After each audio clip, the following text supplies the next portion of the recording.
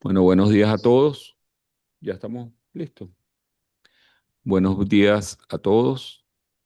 Agradecido por la presencia de ustedes acá hoy en esta presentación, esta clase dentro del diplomado de planificación social y la planificación del hábitat y la ciudad comunal, versión parques nacionales. Es un reto para todos, ¿no? Adaptarnos a ese contexto. Bueno, entonces inmediatamente a compartir la presentación. Nos va a tocar en este. Bueno, si quisiera saber si me están escuchando. Levanten la mano si me están escuchando.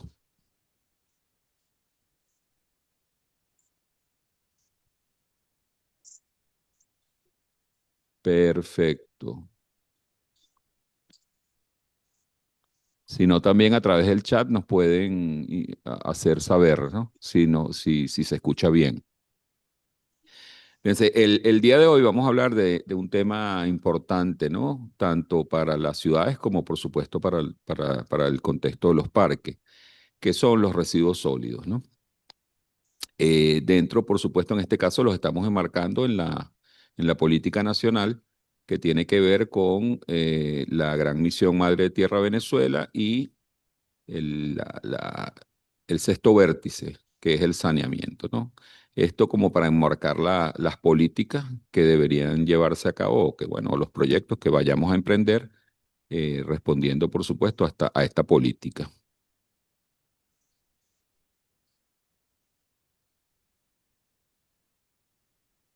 El, Vamos a revisar un poco varios conceptos del tema. Fíjense, lo que normalmente se conoce como basura es la mezcla de residuos y desechos. Esto es importante conceptualmente diferenciarlo porque los residuos son los materiales que pueden ser aprovechados. O sea, en la medida en que nosotros conceptualicemos que no todo lo que está en lo mal llamada basura, no todo lo que está es desecho y que hay una diferencia importante en esto, podemos precisamente trabajar en función de solucionar el gran problema que es el tema de la basura. Repito, tanto para las ciudades y por supuesto también tiene un impacto importante en todo lo que son los parques nacionales.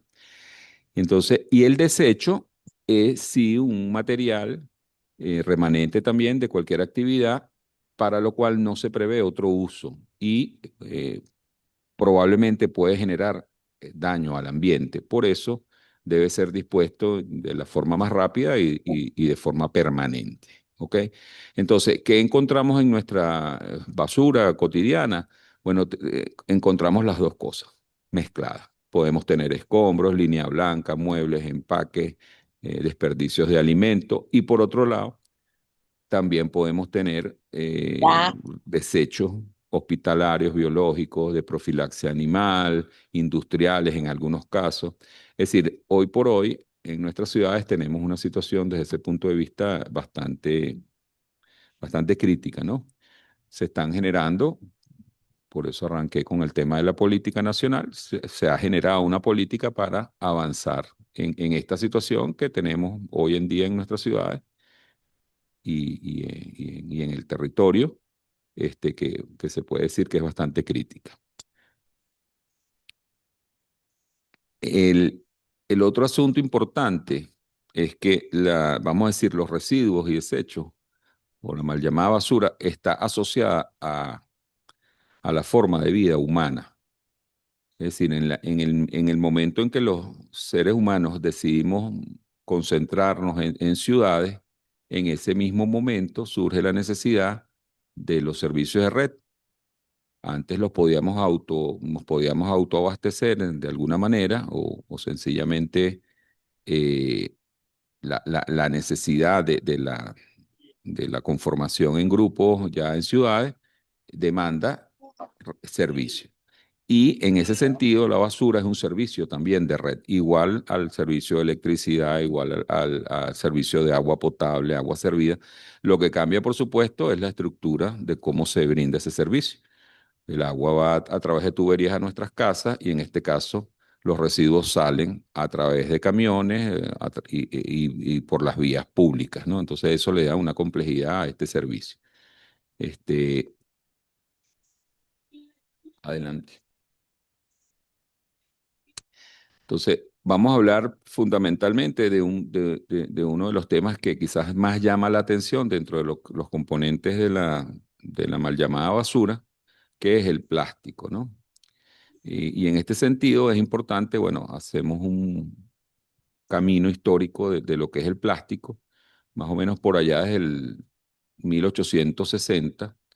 Un fabricante de bolas de billar descubre lo que es el celuloide con la idea de sustituir las bolas de billar que se hacían con el marfil de los dientes de los elefantes, y él consiguió un material bastante resistente y que le permitió sustituir entonces el marfil. Y de ahí en adelante, bueno, viene una carrera. Beckland inventa la baquelita, que también es una mezcla de plástico sintético que hasta hoy todavía se sigue usando en repuesto de vehículos y en algunos utensilios nuestros. Estuvo bastante, vamos a decir, desarrollado durante la preguerra y la Primera Guerra Mundial. Después, bueno, se le inyecta gas etileno a estas mezclas y se generan otro tipo de plásticos.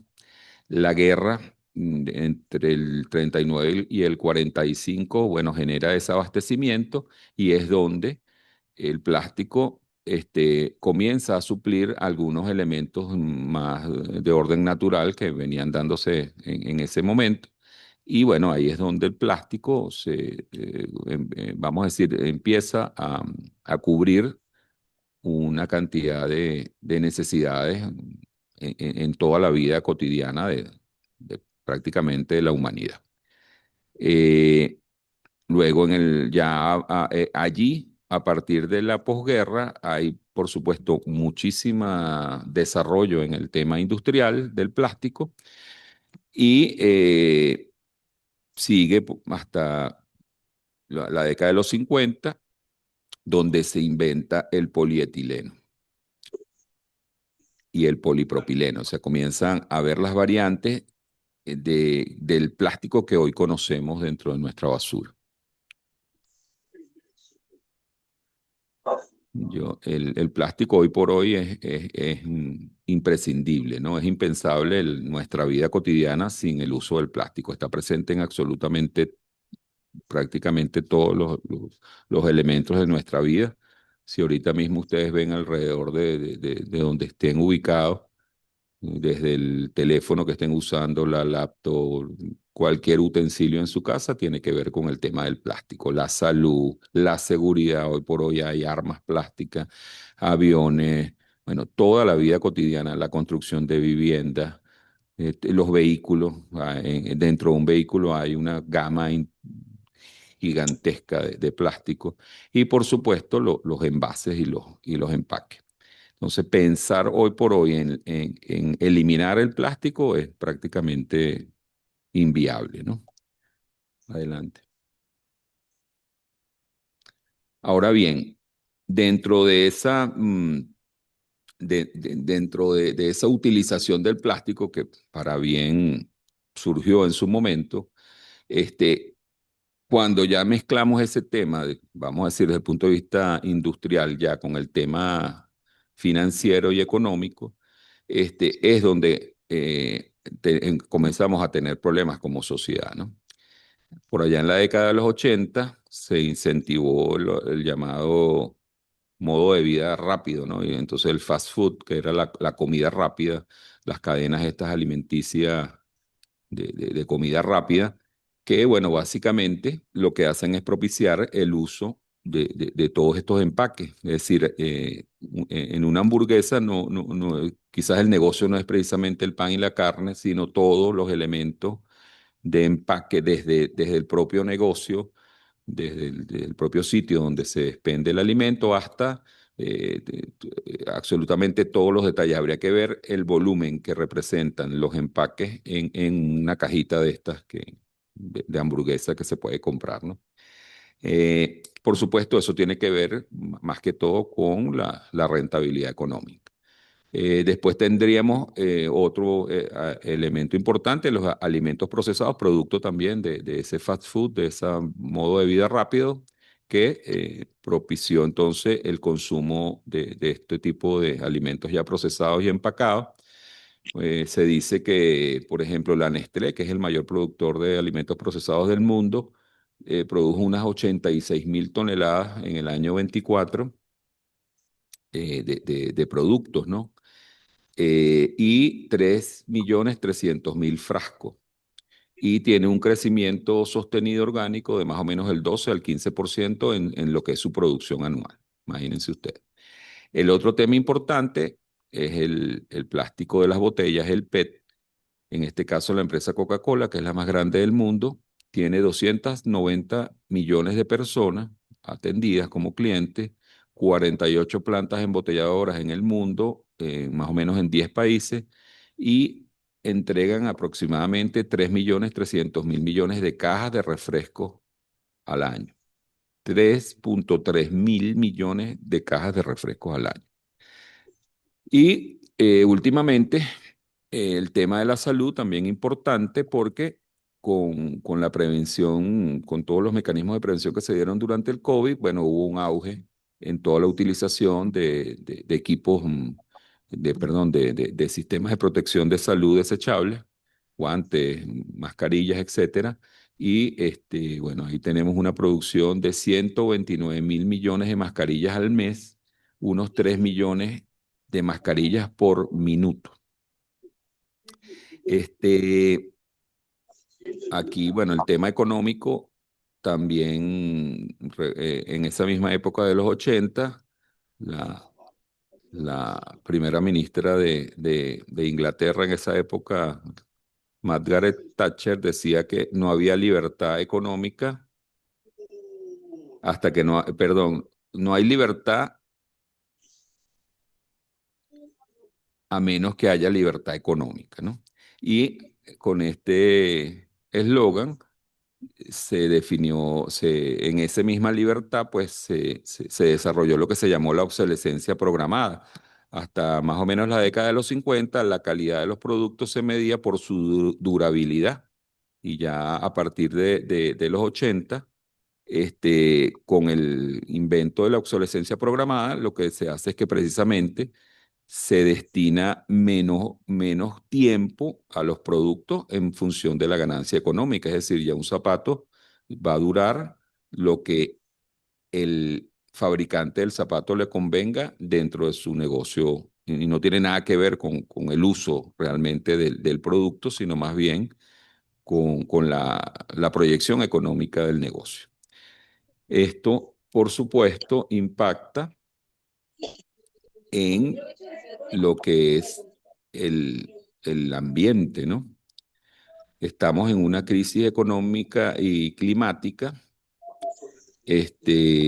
La manera en que estas industrias, como decíamos anteriormente, y los gobiernos han manejado el plástico y la manera en que la sociedad lo ha convertido en una convivencia desechable, este, permite que sencillamente se disponga, o es decir, no hay la suficiente infraestructura a nivel social, político, económica en los países para frenar la producción, que sí está bastante mejor estructurada, la producción del plástico.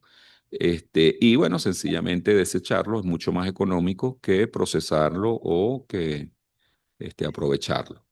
Este es un número importantísimo, ahí yo lo estoy poniendo. Se producen en este momento, mientras que yo estoy hablando, cada minuto se produce 1 millón de botellas PET. O sea que si estamos una hora aquí, multipliquen ese minuto por 1 millón, serían 60 millones de botellas PET mientras que estamos conversando en el mundo. Entonces nos decía el presidente Nicolás Maduro en la COP27, recordemos que por cierto estamos en el marco de la COP30 que se está realizando en Belém do Pará, en Brasil. Hay una correlación entre la crisis ambiental y la crisis de desigualdad que genera pobreza en el mundo. La explotación indiscriminada de los recursos renovables y no renovables, además de producir miseria ambiental, es responsable de la miseria social a escala planetaria que también se agudiza.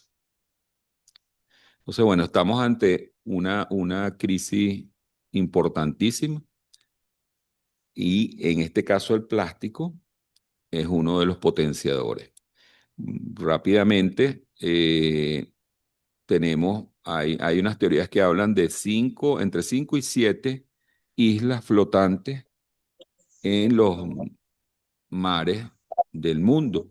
La principal está en el norte del Pacífico y contiene más o menos 1,8 billones de unidades de plástico flotante. Es quizás más grande que Francia y puede ser, para que tengamos una idea del tamaño de Venezuela, esa isla flotante, y de esa tenemos más o menos como entre 5 y 7 islas flotantes de plástico en el mundo. Más o menos 100.000 animales se ven afectados solo por esta isla número 1 del Pacífico. Entonces, bueno, decíamos, hay una situación importantísima solo con el tema del plástico. Se ha producido en los últimos 20 años, desde el 2000 al 2025, en los últimos 25 años, se ha producido más plástico en el mundo desde que se inventó. Es decir, en 25 años superamos la producción de 140 años de plástico. Y por supuesto, el vertimiento de este plástico va precisamente a mares y ríos, porque siempre yo pongo el ejemplo, la botella PET que usted suelta en el río Chama, allá en el páramo merideño, va a parar al lago de Maracaibo. ¿Sí? Muchas veces vemos, a veces nos preguntamos, oye, ¿por qué aquí hay tanto plástico? Resulta que con aguas arriba siempre va a estar el problema. Y es así, o sea, la vida de la botella de plástico es bastante prolongada y permite que hayan contaminaciones a kilómetros y kilómetros de distancia de donde se ha generado el descarte. Sí, sí, los que estamos acá en ciudades vemos cada vez que hay lluvia la cantidad de volumen de plástico que se va en esas quebradas y en esos ríos. Entonces, bueno, realmente el tema del plástico es un problema importante, ¿no?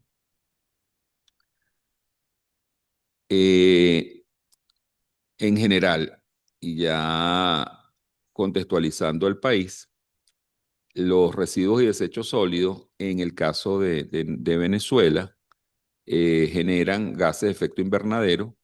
En este caso aportan el 2% del total de los gases de efecto invernadero y la basura y las aguas servidas generan el 5,8% del total de generación de gases de efecto invernadero. Por supuesto, la energía es la que mayor genera GEI, 57,76%, la agricultura, 23,8%, y la industria del 12,63%.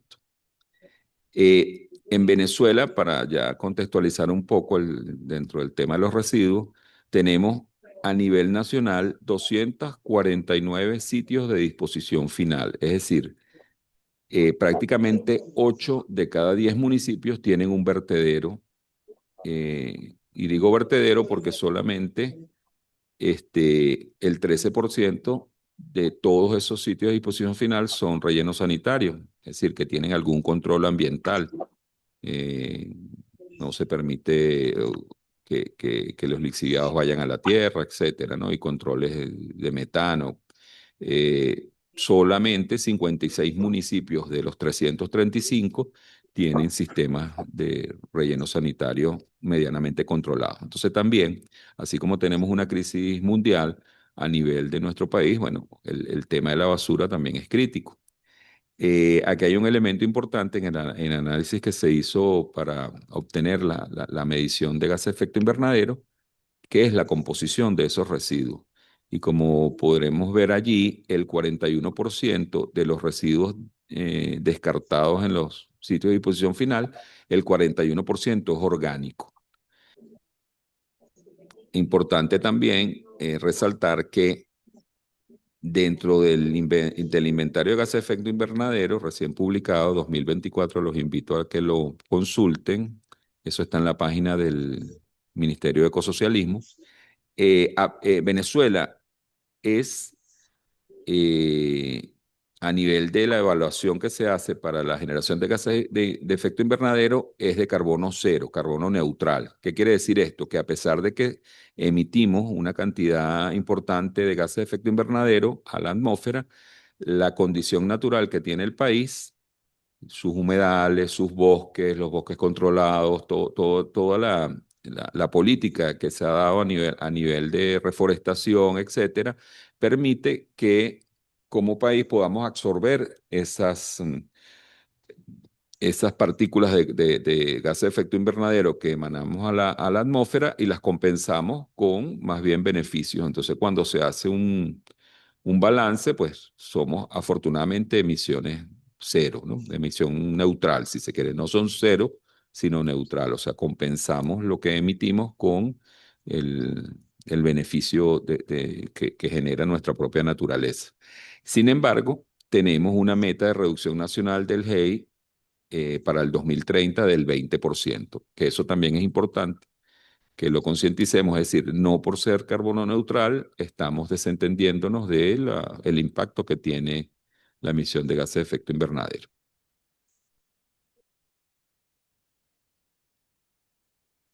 Ahora bien, frente a esta situación de crisis ambiental, esta es una imagen precisamente del ejemplo que les ponía. A lo mejor muchas de esas botellas plásticas que están flotando en el lago de Maracaibo no necesariamente vienen del propio Maracaibo o de los municipios aledaños al lago. Probablemente también puedan ser de Valera, de Mérida, todos los vertientes de ríos que descargan en el lago. Frente a esta situación, bueno, se asume el ecosocialismo como no solamente es una bandera política que cubre no solamente el tema operativo, el tema de la preocupación del ambiente, sino que trasciende al tema, por supuesto, político, social, ¿verdad? Es el respeto del vivir bien de nuestro pueblo, desarrollado en principios de la unidad dentro de la diversidad, la visión integral y sistémica y la participación popular y el rol del Estado-Nación, la incorporación de tecnologías, formas de organización, es decir, un conjunto de propuestas dentro del ecosocialismo donde, por supuesto, el tema político es importante. Recuerdo la frase del comandante Chávez en otra COP, donde decía, no cambiemos el clima, cambiemos el sistema. La propuesta del ecosocialismo va en ese mismo sentido.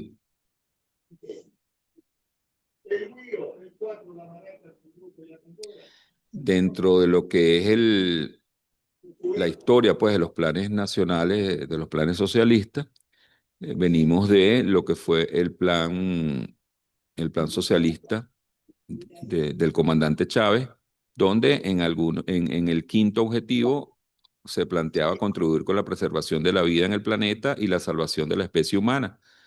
Y un poco en el desarrollo de esa misma idea, de ese lineamiento, surge el plan de las 7T, que es la propuesta actual, pues, que es ley inclusive de planificación, donde está la sexta T, la sexta transformación, que ya enuncia directamente el ecosocialismo, el derecho a la ciudad y enfrentar la emergencia climática y defensa de la Amazonía venezolana. Ahí hay un conjunto de lineamientos de política, de acciones, de foco hacia dónde trabajar el tema, en este caso el tema del saneamiento y los residuos sólidos. Dentro también de esa línea política surge la gran misión Madre Tierra Venezuela, donde en el sexto vértice plantea el saneamiento como prioridad de la política nacional dentro de los seis vértices, de los siete vértices que también aborda la gran misión. Ahora bien, bueno, decía yo, hay un foco de acción, política de Estado para el tema de los desechos sólidos, hay unos elementos de tipo económico, social, técnico, político, inclusive de reglamentación, que bueno, que se está trabajando sobre esta línea, que es apenas de este mismo año, para lograr, vamos a decir, viabilizar estas líneas políticas y llevarlas a territorio, llevarlas a planes específicos, a programas específicos. Y eso es un poco entonces lo que precisamente nos tocará acá en este diplomado y específicamente a ustedes, los compañeros de los parques, ¿no? Cómo hacer viable que esta política, que quizás puede verse todavía muy alta, ¿no? Muy por allá a nivel de lineamientos generales, cómo eso se expresa en el territorio a través de proyectos específicos.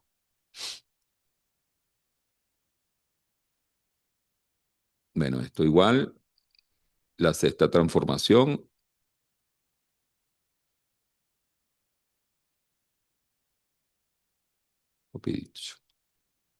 ahora fíjense.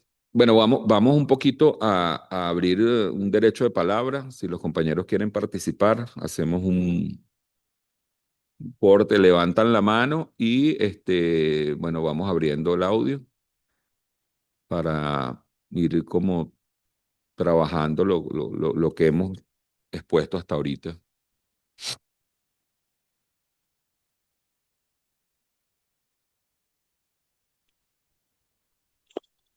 Juan Saludos, buenos Ramos. días. Franklin, buenos Buenos días, días. saludos. Bien, bueno, usted menciona todo lo que tiene que ver con las políticas del manejo de los residuos y desechos. En el caso de Venezuela, bueno, ya No sabemos lo escucho. cómo se escucha. ¿Aló? Ahora sí, sí, sí. Vale. Usted mencionaba todo lo que tiene que ver con las políticas y programas para el manejo de residuos y desechos en el país. Eh, bueno, a nivel de legislación tenemos la propia ley, que considero tiene un error en el nombre porque habla sobre el manejo de la basura y ya por allí le da un contexto, digamos, errado a ese material, porque lo engloba como basura y ya sabemos que no todo es basura.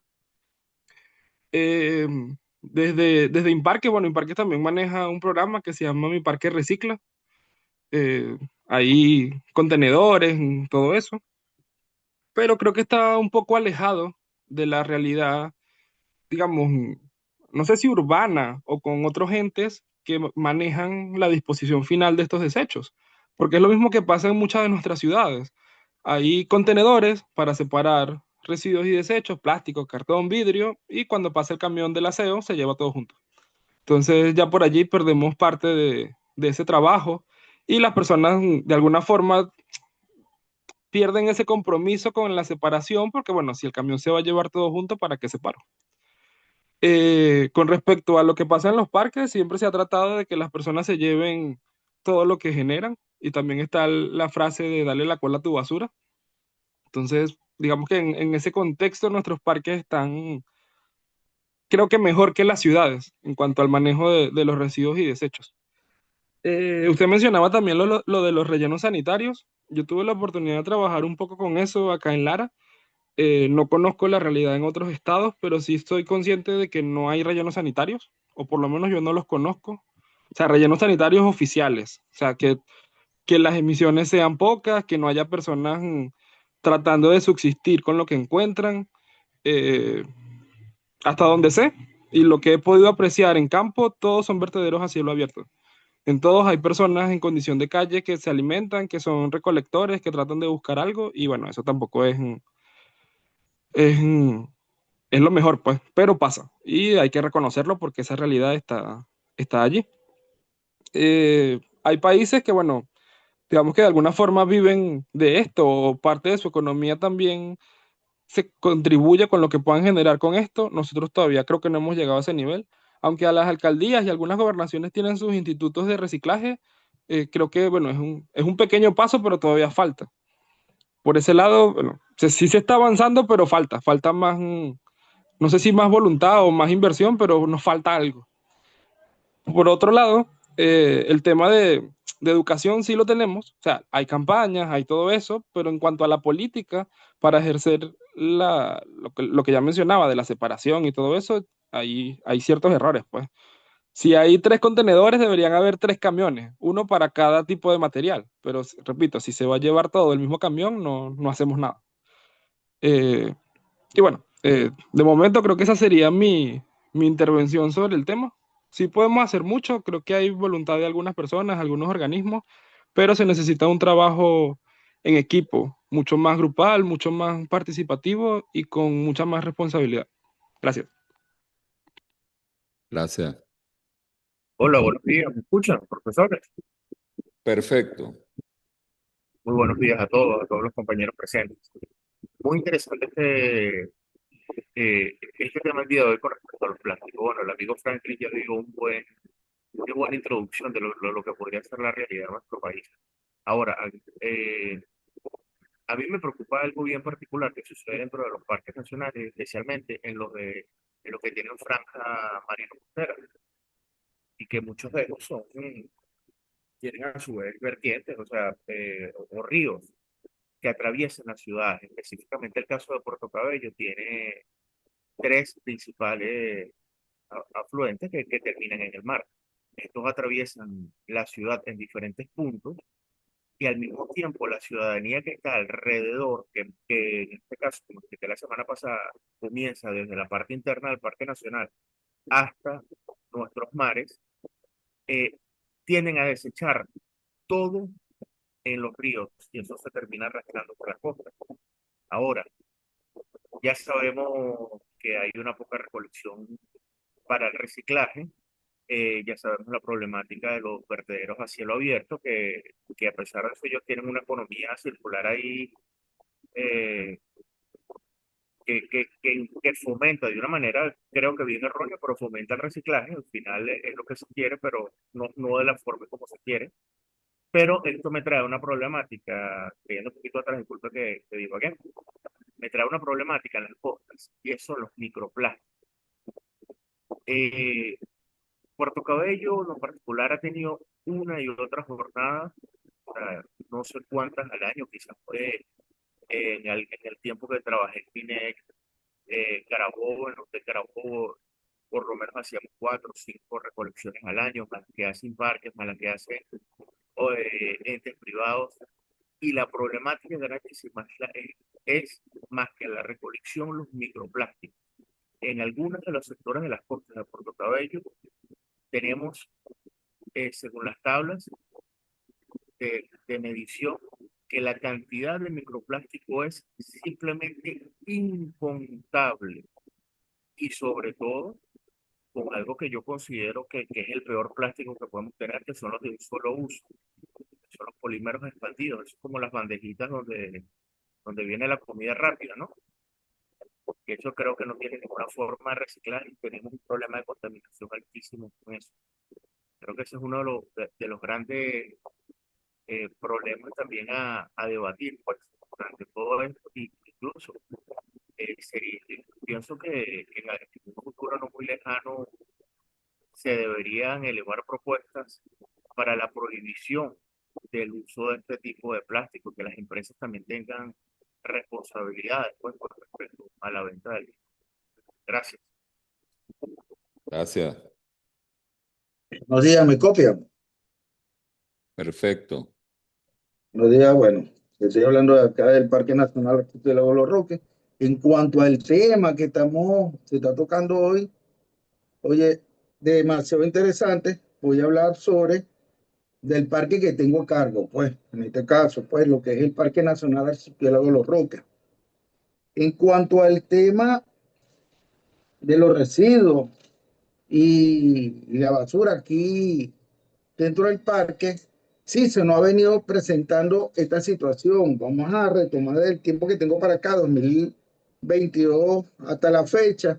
Para esa fecha, la cantidad de basura en la zona de servicio era grande, pero ¿cuál era la cantidad de basura que teníamos ahí? Más que todo era orgánico y plástico. Se ha venido trabajando en una política y sacando poco a poco, pero aún, si llevamos el control que tenemos ahorita, que nos agobia más, es el plástico, un 50%. Entre eso, bueno, un 78% de lo que es el residuo orgánico. Más o menos aquí tengo más o menos un balance, pues, o un aproximado de cálculo, lo que es eso, pues. En orgánico como un 78%, en hierro un 20%, en plástico un 50%, en madera un 20%, en escombro un 30%. Cada una de esta basura dentro de este poblado tiene un impacto. Ahora, ¿qué pasa? Se ha venido haciendo la política de ir pensando de qué genera más, la que se genera en la calle o la que se genera en el hogar. Bueno, obviamente que ese resultado arroja que la mayor cantidad de basura que sale son las de los hogares, pues, como pasa en muchas partes de Venezuela. Pero que nos llamó más la atención, como lo vengo diciendo, es el plástico y el microplástico. Ahora, ¿qué pasa con las otras áreas saliendo de un poblado autóctono? Cuando nos vamos a áreas recreativas, a zonas de protección integral o a ambiente integral manejado, nos encontramos de qué nos agobia más o qué nos afecta más es el plástico, porque tenemos el plástico que llegan de otras partes, que no es de Venezuela, que vienen de otras Antillas, y por qué hacemos la presunción de que ese plástico viene de otro lado, justamente porque cuando vemos las etiquetas o vemos los nombres, son productos importados, ¿no? Y que se llega y se nos fondean o se encallan entre las orillas de cada uno de estos callos que tenemos en este archipiélago Los Roques. Eh, Acciones que se han venido tomando para evitar esto, pero es concientizar a la población, pero como dice el compañero, para hacer una política de clasificación en cuanto a la basura se tendrían que tener 3 vehículos para esto, pero no necesariamente. Aquí se hace el mismo vehículo, pero con recipientes, pero los recipientes como apenas se está poniendo a prueba, son 3 o 4 que tenemos de las 11 calles que tenemos acá en el Gran Roque, ¿no? Pero para hacer este tipo de clasificación tenemos que implementarlo en cada uno de los callos. Ahora, consecuencia que tiene este plástico a nosotros no es solamente el pote, la broma, es cuando se desintegra, son los microplásticos, porque cuando hacemos que nos traen un pez o abrimos o preparamos un pez, encontramos microplásticos metidos entre las tripas, entre la víscera. Esto también afecta a las tortugas marinas, esto también afecta a las aves. Entonces, para mí, el tema del plástico sí es un problema grave dentro de lo que es el Parque Nacional acá en Los Roques, ¿no? Porque muchas personas vienen que si la bolsa plástica, es un tema de mucho atacar. Bueno, hasta aquí lo que le puedo dar en parte que vayamos ahí avanzando en la clase, pues. Gracias. Bueno, vamos a seguir. Muy bien. Bueno, muchísimas gracias por la intervención. Muy interesante realmente la participación de los compañeros. Este, sí, fíjate, Franklin, interesante. Yo no nombré el tema de la ley porque lo hice dentro de lo que es el marco general de las políticas y dentro de ese marco general de las políticas, la ley de gestión de la basura, que así se llama, y tal cual interesante que lo contrastes con el inicio de la presentación, porque realmente no, el nombre ya enfoca un poco, aunque el contenido de la ley actual es bien interesante con el tema de la separación y la disminución de la producción de residuos, y en lo interno de la ley sí se habla de residuos y desechos, sin embargo el título pues quizás la condena un poco, pues, pero está en proceso de evaluación ahorita, de modificación en función de las nuevas políticas que se están desarrollando, ¿no? Sí, el tema de los vertederos, como yo lo ilustré allí, realmente hay muy pocos instalaciones funcionando como relleno sanitario. Cuando hablamos de muy poco, prácticamente estamos hablando de la zona central, de La Bonanza, algunos rellenos sanitarios que fueron promovidos por el gobierno, por el Estado hace algunos años, que se están rescatando ahorita en el eje occidental, sobre todo los Andes, Táchira, Mérida, Trujillo, donde, bueno, ha habido allí una inversión, digamos, una intención a nivel de las gobernaciones de trabajar en este sentido, ¿no? Tenemos crisis importantes, por supuesto, en las principales ciudades del país, y eso, evidentemente, en el caso de los parques nacionales, pues va a tener repercusiones, porque allí lo que tenemos es el surgimiento de muchos vertederos, ¿no? Una sobreproducción de residuos que no puede ser canalizada, que no puede ser recogida, y bueno, se generan eh, vertederos a cielo abierto. En relación a los comentarios de Pedro Pérez, también súper importante el tema de los plásticos de un solo uso. Fíjense, ahí se está manejando a nivel del MINEC, y el ministro Molina lo anunció hace algunos días, trabajar en el tema de la prohibición de plásticos de un solo uso en los parques nacionales. Yo creo que allí, precisamente por la condición que se tiene desde el punto de vista legal de poder controlar algunos elementos allí con los concesionarios, con los permisos y, bueno, algunos controles que se pueden establecer, pudiera llevarse adelante esta política de no disminución, sino sencillamente prohibir los plásticos de un solo uso en los parques nacionales. Esto le da unas características a estos parques, precisamente, que es lo que se está buscando con la política. Ahí estaríamos reduciendo drásticamente un número importante, la producción de residuos en los parques, ¿no? Creo que esa política de mitigación, si se quiere, es más importante que el reciclar, la disminución de la producción de residuos, en este caso de los parques nacionales. Y bueno, yo creo que este diplomado va a servir un poco para eso, para recoger esas experiencias de ustedes y darle, en este caso, a la autoridad ambiental las herramientas como para impulsar con mucho más fuerza esta prohibición de plásticos de un solo uso, y activar que existe el decreto de responsabilidad extendida del productor, que tiene que ver con el otro comentario, creo que fue de Juan, de lo que podemos decir que es el plástico importado, ¿no? Juan nos habla del plástico que llega flotando de otras zonas allí a Los Roques, y también entra mucho plástico de productos importados, y existe en el país una normativa que es la responsabilidad extendida del productor, que abarca también al importador, de responsabilizarse de esos empaques y esos productos que él trae al país, ¿no? Eso tenemos que activarlo porque existe esa normativa. Entonces también en eso se está trabajando. Yo reitero que la idea del diplomado es que, bueno, estas propuestas de ustedes sean recogidas y pues, constituyan, bueno, el accionar, pues, en este caso del Ministerio de Ecosocialismo en el tema de los parques. Ok, vamos a continuar entonces, un poco con ciertas estrategias, ¿no?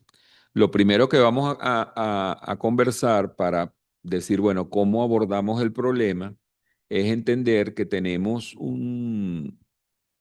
una lógica del sistema económico imperante, el sistema capitalista, que nos plantea extraer, producir, comprar o consumir y descartar. O sea, en este proceso lineal, como lo vimos en las presentaciones anteriores, que viene más o menos afianzándose mucho más en la década de los 80 con el tema de la forma de vida rápida, sencillamente eso para ya el momento actual se ha potenciado mucho más. Hoy por hoy no solamente tenemos comida rápida, tenemos moda rápida. Hay países donde se compra ropa desechable, Es decir, todo en función de el beneficio del capital, ¿no? Sin medir el impacto en el ambiente. Este, Ustedes pueden ver en las redes las noticias de vertederos, por ejemplo, en Chile, en algunas zonas de Latinoamérica, en África, donde se descarta la moda, ¿no? O sea, ropa nueva, ropa que no ha sido usada, por el sencillo hecho del mercado, sencillamente pues se descarta. Entonces, bueno, todo esto tiene que ver con esta economía lineal que, bueno, se fundamenta en el beneficio del capital y no mide el impacto económico. Entonces, es trascender hacia otra visión, ¿no? Que sería el enfoque de la circularidad. En el enfoque de la circularidad también yo quiero hacer énfasis que el tema no solamente es el reciclaje, ¿no? Siempre se habla, bueno, el tema de la basura, vamos a abordarlo, y parece que la panacea es el reciclaje. El reciclaje es una herramienta más de las novedosas herramientas que se pueden usar. Estamos hablando de renovar, recuperar, reparar, remanufacturar, repensar, rediseñar, reducir y reutilizar. Porque estas últimas, rediseño, repensado y remanufacturado, precisamente para sobreponernos a esta economía lineal de producir y tirar. En la medida en que nosotros pensamos, no, digo desde las industrias, ¿no? A que más bien deberíamos volver a aquellos ideales más bien de donde donde el producto es bueno por lo que dura, ¿no? O sea, antiguamente uno compraba algo apostando a su durabilidad en el tiempo. Resulta que hoy por hoy las cosas se compran porque la moda es efímera. Hoy se compra un par de zapatos y ese par de zapatos tiene una fecha de vencimiento y es así. Usted se pone los zapatos y usted sabe que a los 8 meses se le van a despegar y a los 10 meses lo van a dejar a pie para que vaya a comprar otro. Entonces, el tema de repensar, rediseñar y remanufacturar tiene que ver con esa economía de escala en las industrias que va a permitir que los productos duren más dentro del ciclo de los residuos. Es decir, romper la linealidad en este sentido. Reparar también tiene que ver con eso. Hoy por hoy prácticamente todo viene en paquetes y ya no se consiguen técnicos para que reparen un televisor, para que hagan alguna remanufactura de una herramienta. Entonces, decimos todos estos elementos de esta rueda de las 9R, permite desarrollar proyectos en función de las necesidades que nosotros vayamos caracterizando en cada una de nuestras localidades, ¿no? Por ejemplo, yo sé en cuanto a reparar de iniciativas en países donde los jubilados, por ejemplo, van a un sitio y dan talleres de reparación de herramientas y la gente lleva estas herramientas. Entonces, no solamente hay un asunto de darle más vida a un determinado utensilio, sino que también hay una interacción, hay un intercambio de saberes, hay una atención a las personas que a lo mejor están jubiladas y que, bueno, están en su casa sin hacer mayor cosa y pueden, mediante esa experiencia, transferirla a otras generaciones. Es decir, cada uno de estos elementos de estas 9 Rs de esta rueda nos van a generar proyectos específicos. Yo creo, en ese sentido, yo los conmino, pues los invito a revisar esto, porque siempre caemos en el tema absolutamente de lo que llamamos reciclaje, que ni siquiera es reciclaje, porque separar materia prima para comercializar es una fase del reciclaje. El reciclaje es cuando esa materia prima se transforma de nuevo en un producto. Y eso tiene que ver con la industria. Entonces, a veces también con el reciclaje tenemos una trampa, ¿no? Precisamente ustedes saben quiénes son los mayores financistas de los proyectos de reciclaje, los grandes generadores de plástico. O sea, detrás de las empresas de reciclaje van a conseguir fondos de Coca-Cola, de Nestlé, de todas esas grandes empresas, porque precisamente en el reciclaje solo, en sí mismo, no precisamente radica la solución a los problemas ambientales. Mm.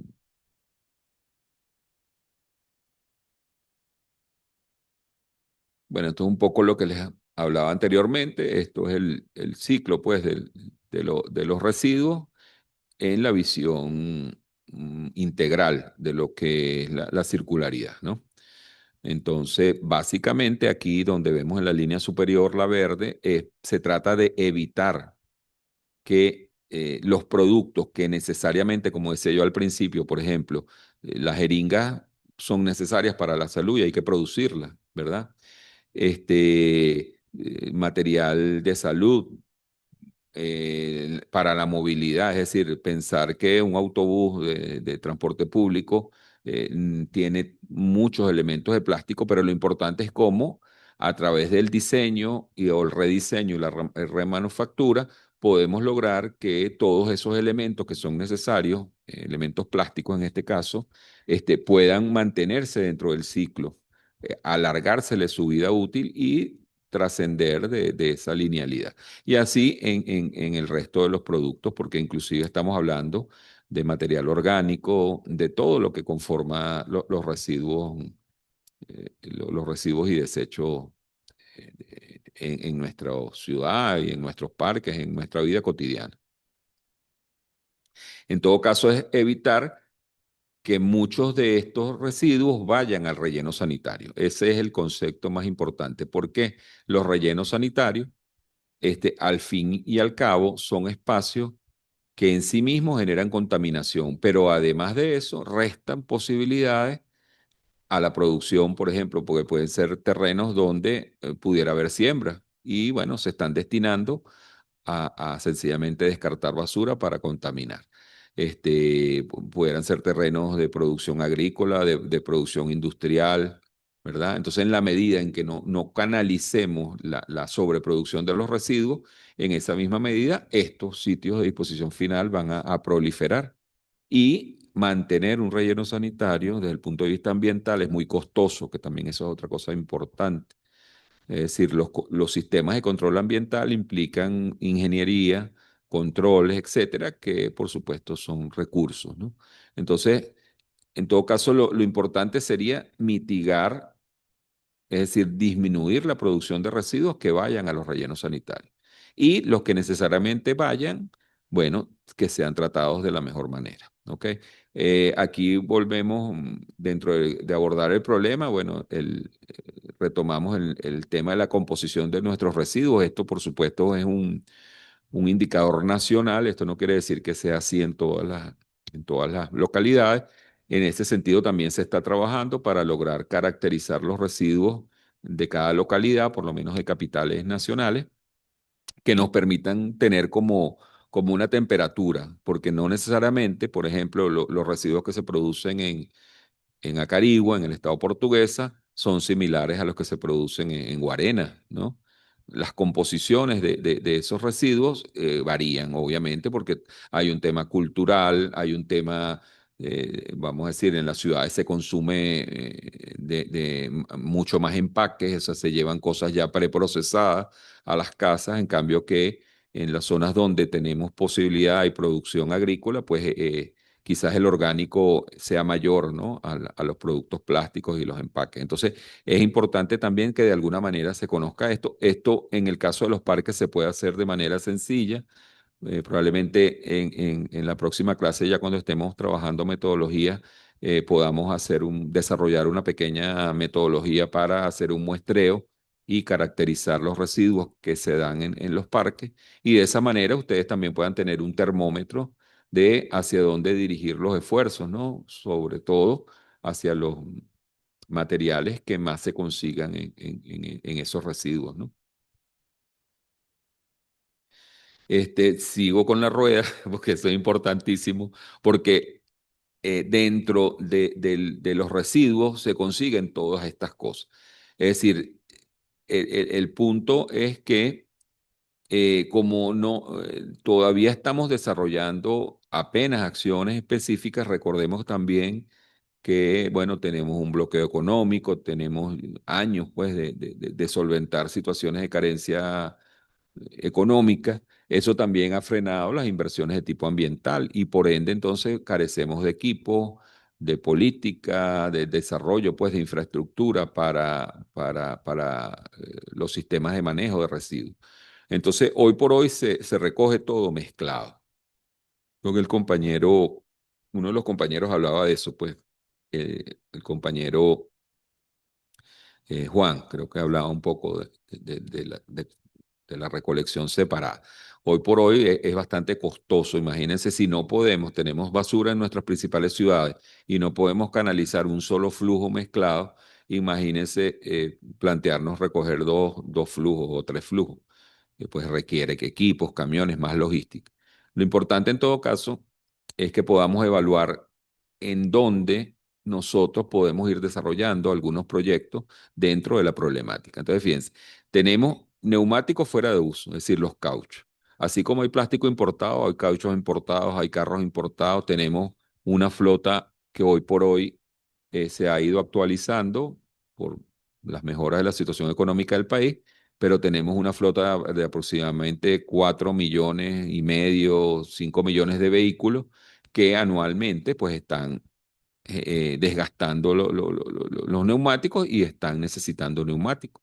Entonces, si multiplicamos eso por los 5, vamos a redondear 5 millones de vehículos por 4 cauchos cada 2 años, bueno, nos da un volumen importante de unidades de caucho nada más, de NFU, de un neumático fuera de uso, que no tienen en este momento tratamiento y que van a los rellenos sanitarios también, y eso genera daños importantes porque son volúmenes muy grandes, son difíciles de manejar, son combustibles, es decir, fácilmente pueden generar incendios y prácticamente son indestructibles. Un caucho está diseñado para soportar la carga de un vehículo, imagínense el caucho de un camión, y además de eso, el roce de la carretera. Entonces, un caucho está diseñado para destruirse en más o menos 500 años. Entonces, allí, por ejemplo, ya tenemos la posibilidad de un desarrollo de proyectos para el tratamiento solo, en este caso, de neumáticos fuera de uso, ¿no? O sea, ahí hay un potencial, tenemos una producción de neumáticos importantísima. En algunas ciudades se utilizan como combustible por ejemplo, me enteré en Mérida, los usan para encender los hornos de donde se hace la panela, el papelón. Imagínense ustedes el impacto en la salud que esto tiene. Y en general, bueno, son bastante difíciles de manejar en los vertederos y rellenos sanitarios, como decía.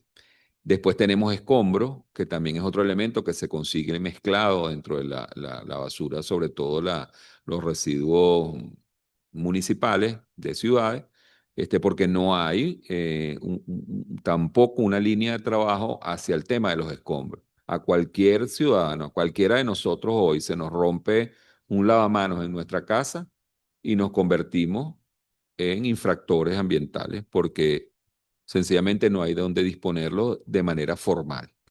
Entonces, bueno, mucha gente agarra, lo va partiendo, lo va metiendo en la basura. Bueno, se generan ahí situaciones, y estamos hablando de una pieza. Imagínense ustedes cuando remodelan una casa, por ejemplo, en un apartamento en la ciudad, y ni hablar de los parques, ¿no? O sea, ¿qué sucede cuando se hacen trabajos, refacciones en los parques? ¿A dónde va ese escombro, ¿no? Después entonces, bueno, que hablamos suficiente del plástico, del PET, que también lo conseguimos muchísimo, obviamente 29% de la composición de los residuos es plástico. Pañales y otros elementos de higiene personal, preservativos, pañales, todo este tipo de material que puede ser considerado no peligroso, pero sí contaminante.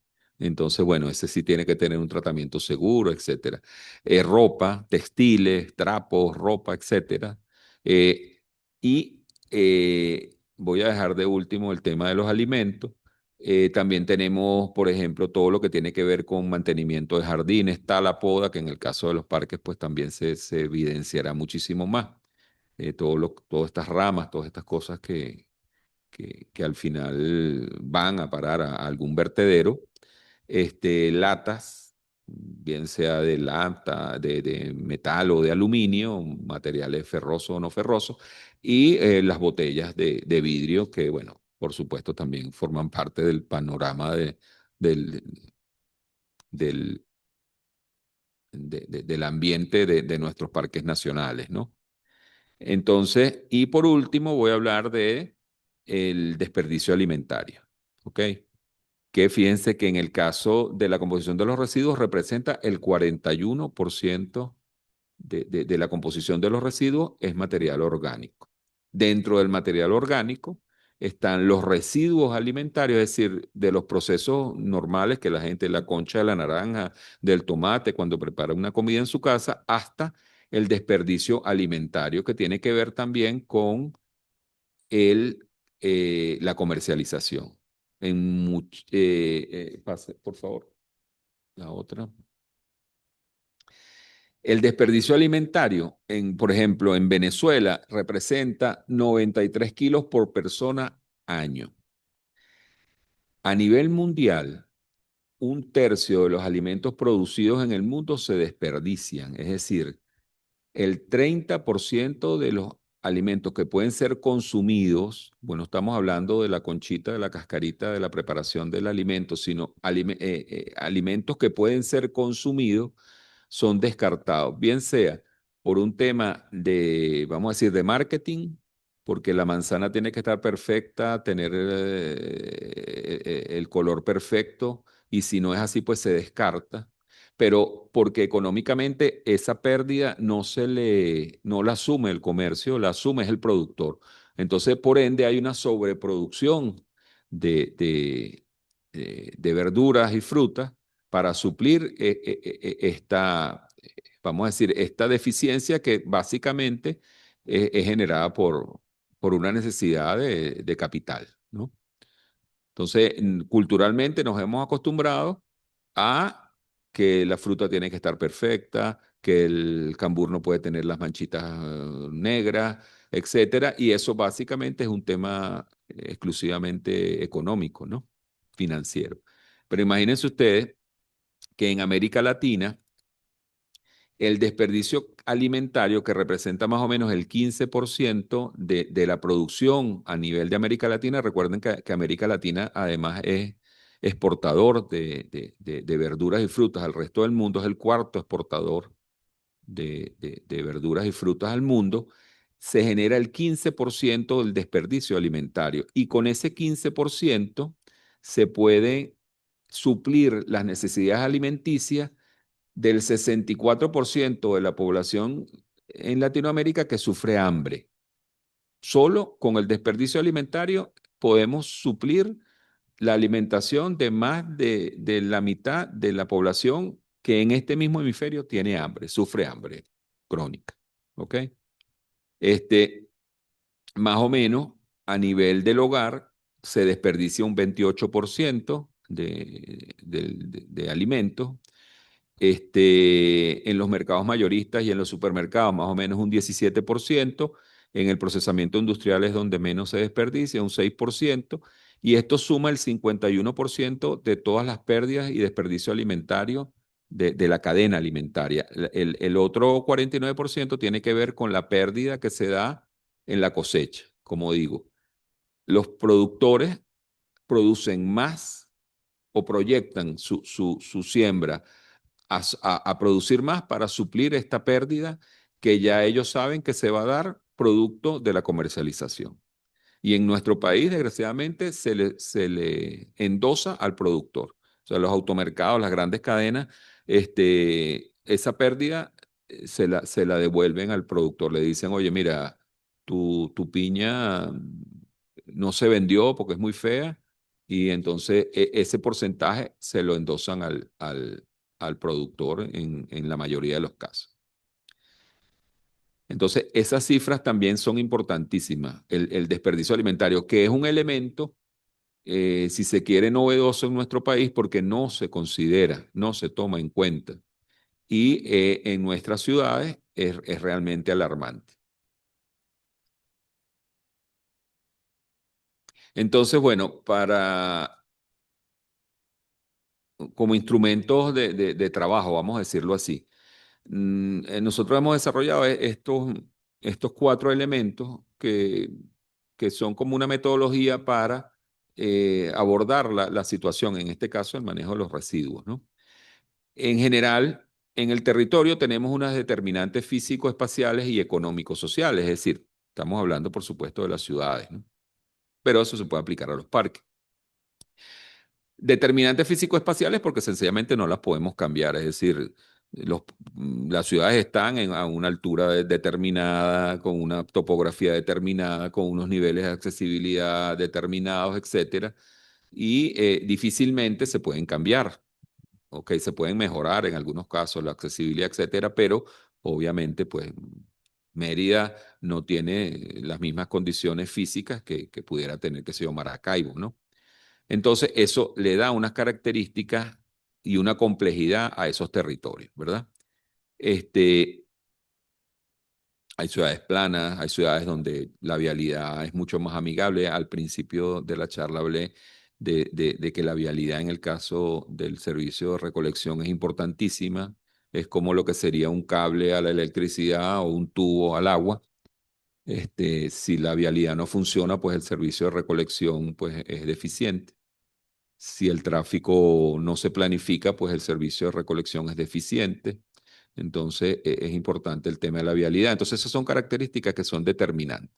Después están los factores socioculturales, que también los compañeros hablaron un poco de eso, que a veces la gente dice, bueno, es falta de conciencia. Bueno, yo pienso que es un tema más de hábito, es un tema más de cómo la gente eh, ciertamente concientiza cuál es su lugar en el espacio determinado, en su ciudad, en su barrio, etcétera, y cómo se compromete en función de un proyecto específico, ¿no? Entonces nos hablan mucho, alguien también habló, bueno, tienes 3 contenedores, bueno, la gente no va a botar en el plástico donde va o el orgánico donde debería ir, sino bueno, hay un tema porque no hay una identidad desde el punto de vista de la gente con los proyectos.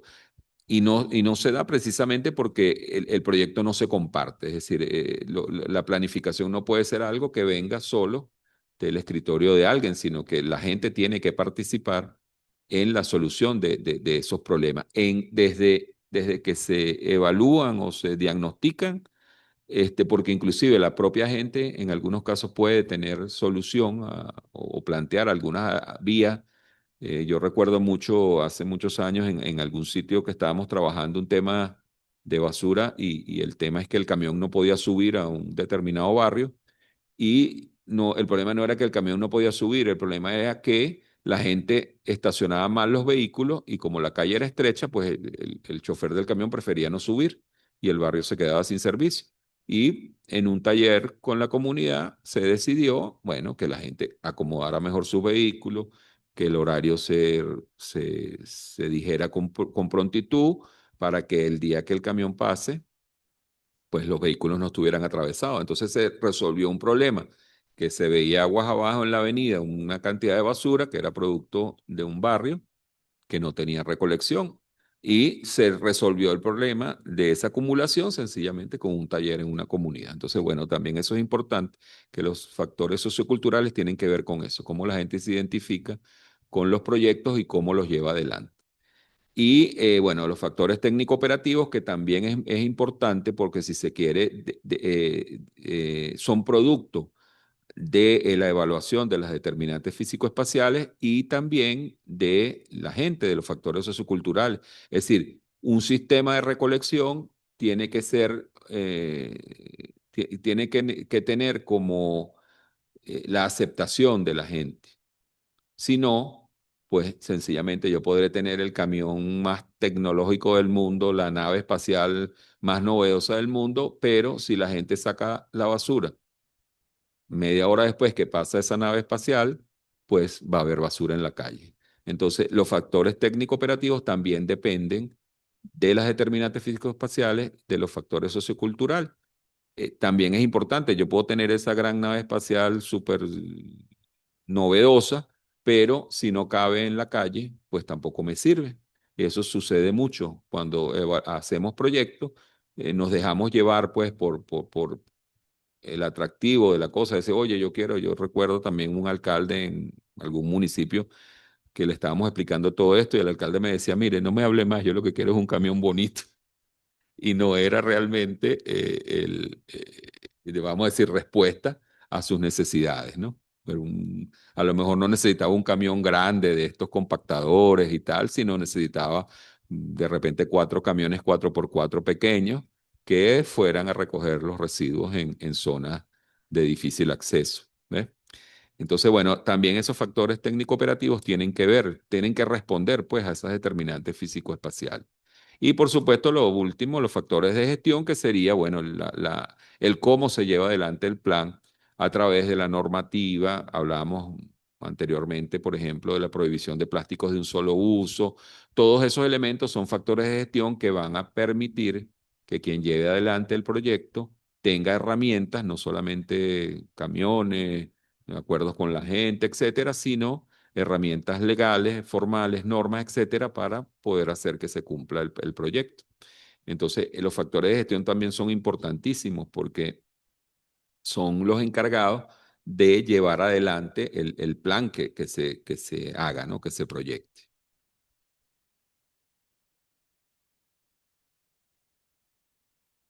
Estos factores, pues los vamos a ver un poco más adelante. Bueno, ya para culminar, agradecerles pues la presencia de ustedes y cierro con esta frase del comandante Hugo Chávez: toda persona tiene derecho individual y colectivamente dentro de una vida y de un ambiente seguro, sano y ecológico. Muchas gracias.